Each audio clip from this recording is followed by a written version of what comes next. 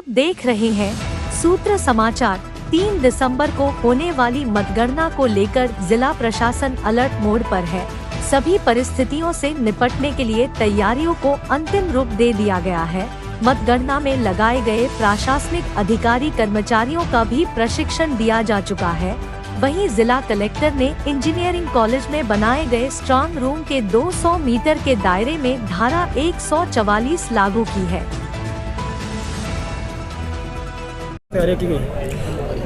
कल जो हमारे विधानसभा चुनाव हुए थे उसकी बहुत महत्वपूर्ण चरण मतगणना कल होगी। उसके संबंध में आज हम लोग ने एक रिहर्सल यहाँ पे प्लान किया है, जिसमें हमने जो भी अधिकारीगण लगे हैं उनके साथ जो भी फोर्स लगा हुआ है उसको यहाँ पे बुला गया है। उनको क्या क्या ड्यूटी रहेंगी, क्या क्या हमको रूल्स और नियम उसमें फॉलो करने हैं और कैसे हमको उसको फॉलो करना है, करवाना है, वो सारी चीज़ें आज यहाँ पे ब्रीफिंग की जा रही है। इसके बाद यहाँ से ड्यूटी के वितरण के बाद ये अपने अपने स्पॉट्स भी देखेंगे कहाँ कहाँ इनकी ड्यूटी लगी है और वहाँ पर पुनः इनकी पॉइंट टू पॉइंट ब्रीफिंग की जाएगी, ताकि किसी प्रकार का कोई कन्फ्यूजन और कोई संदेह किसी के मन में ना रहे। इसमें करीब जो अगर हम अंदर और नो मैच लैंड की बात करें तो करीब 300 से 400 का बल यहाँ पे लगा हुआ है। सर, यातायात व्यवस्था भी रूट उसके डाइवर्ट किए गए? बिल्कुल, जैसा कि हमने अभी मीडिया के माध्यम से, आप सबके माध्यम से इसमें प्रचारित करने का किया है। जो मतगणना स्थल यानी कि इंजीनियरिंग कॉलेज है, इसके दोनों साइड बैरिकेड्स लगे रहेंगे और इस रूट पे कोई भी वाहन परमिटेड नहीं रहेगा। तो इसके लेके हमने डाइवर्जन प्लान भी प्लान कर रखा है और सभी को बता रखा है। आप लोग के माध्यम से पुनः बताना चाहूँगा कि इस रूट पे कोई भी वाहन अलाउड नहीं रहेगा और जिनको भी पासेज हैं, चाहे वो मतगणना एजेंट्स हैं या ऑफिशियल्स हैं जो मतगणना कर रहे हैं, वो उनकी गाड़ी यहीं पे सामने पार्क होगी और उसके बाद फिर वहाँ यहाँ पे पैदल आएंगे। ये पूरा एरिया पेडिस्ट्रियन जोन रहेगा। 140 लागू किया गया। सर, कितना एरिया ऐसा है जहाँ पे धारा 140? इस मतगणना केंद्र से अगर हम बात करें तो करीब 100-200 मीटर का एरिया है जहाँ पे 144 लागू रहेगा और वहाँ पे हम अनावश्यक किसी का मूवमेंट वहाँ पे अलाउ नहीं किया जाएगा। कब शुरू होगा, कब खत्म होगा? जो पूरा प्रोसेस है वो करीब 5-6 बजे से स्टार्ट हो जाता है सारी चीज़ें, और जब तक कि मतगणना काउंटिंग और सबको सर्टिफिकेट नहीं मिल जाता विनिंग कैंडिडेट को, तब तक वो पूरी प्रोसेस वो चलती रहेगी, तब तक के लिए वो लागू रहेगा। और सभी कैंडिडेट से ये भी अपील है, सभी समर्थकों से अपील है कि यहाँ से जो भी जुलूस वगैरह रहेंगे मतगणना के बाद वहाँ से थोड़ी दूर से उसको किया जा सकता है। यहाँ पे 144 लागू होने से वो अलाउड नहीं रहेगा।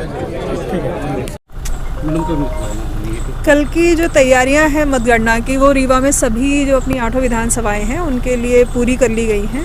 अपने यहाँ सेंट्रलाइज यहीं पर रीवा इंजीनियरिंग कॉलेज में सभी विधानसभाओं की मतगणना होगी। मतगणना सवेरे 8 बजे से शुरू होगी और 8 बजे से जो शुरुआत होगी, पहले पोस्टल बैलेट्स और जो ETPBS आते हैं उनकी होगी और उसके बाद आधे घंटे बाद मशीनों की गणना शुरू होगी। तो सभी विधानसभाओं के लिए जो हॉल्स तैयार किए गए हैं उसमें काउंटिंग एजेंट्स के बैठने की पर्याप्त व्यवस्थाएं की गई हैं। जो काउंटिंग स्टाफ है उनकी टेबल्स लगाई गई हैं।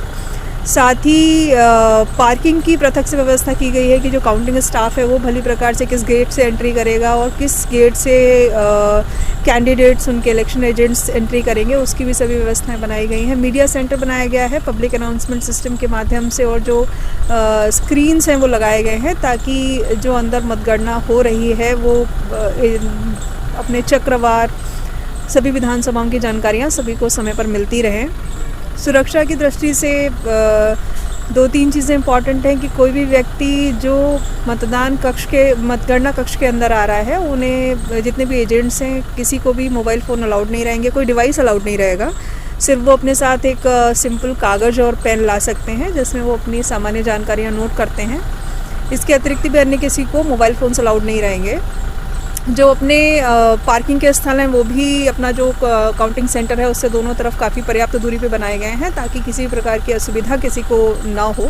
तो इस प्रकार की व्यवस्थाएं लगभग जो आयोग के दिशा निर्देश हैं काउंटिंग को लेकर, चाहे वो सुरक्षा व्यवस्था हो, चाहे लॉजिस्टिक्स हो, या काउंटिंग अनइंटरप्टेड स्मूथली निष्पक्ष तरीके से कैसे होगी, उसकी सभी व्यवस्थाएं हम लोगों ने कर ली हैं। कितनी टेबल लगाई गई हैं, कितने चरण में? अपने यहाँ प्रत्येक विधानसभा में 14 टेबल्स लगाए गए हैं और चूँकि 8 विधानसभाओं में मतदान केंद्रों की संख्या अलग अलग है, तो अपने यहाँ जो मिनिमम राउंड्स हैं वो 17 हैं और मैक्सिमम राउंड अपने 21 तक जाएंगे। अपने यहाँ मनगवां सबसे बड़ी विधानसभा है। अगर हम लोग बात करें मतदान केंद्रों के हिसाब से, तो मनगवां में 21 राउंड के आसपास अपने रहेंगे।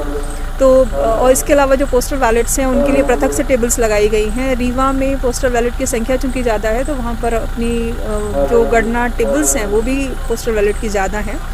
सभी ऑब्जर्वर्स भी आ चुके हैं अपने रीवा ज़िले में, तो इस तरीके से इनकी भी सभी तैयारियां पूरी कर ली गई।